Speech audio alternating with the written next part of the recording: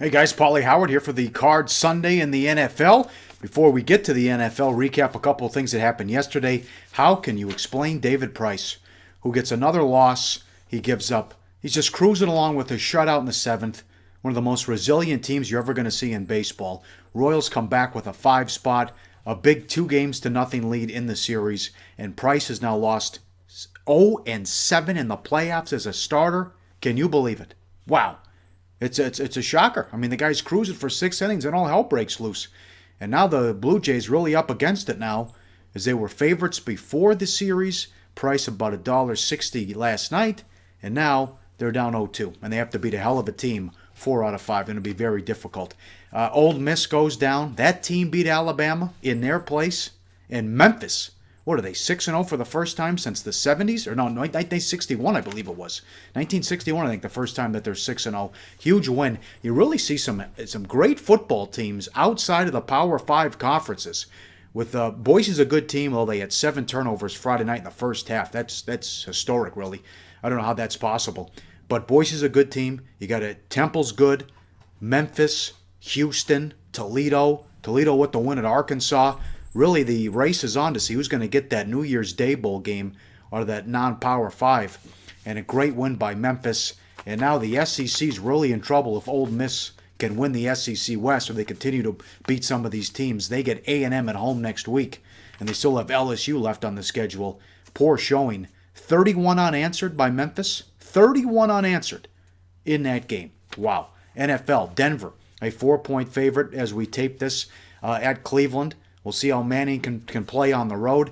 That defense should be able to slow down McCown, who's been terrific in the last 3 games and dropping 450 last week in the win at Baltimore. See if the Broncos can stay undefeated. Nowhere in this one. Looks like Manuel's going to start at quarterback for Buffalo. Can the Bengals stay undefeated? We already lost one with Atlanta. That's a big trip coming up for the Bengals off the emotional win against Seattle. And that's an interesting game, too. They are 7-point favorites at home against Carolina. An undefeated team on the road catching 7. See that ferocious defense with Seattle. Then they have San Francisco on the road on that Thursday night game coming up. And then the big one, Sunday night. Only the second time since 1997 the Colts are a dog by more than a touchdown at home.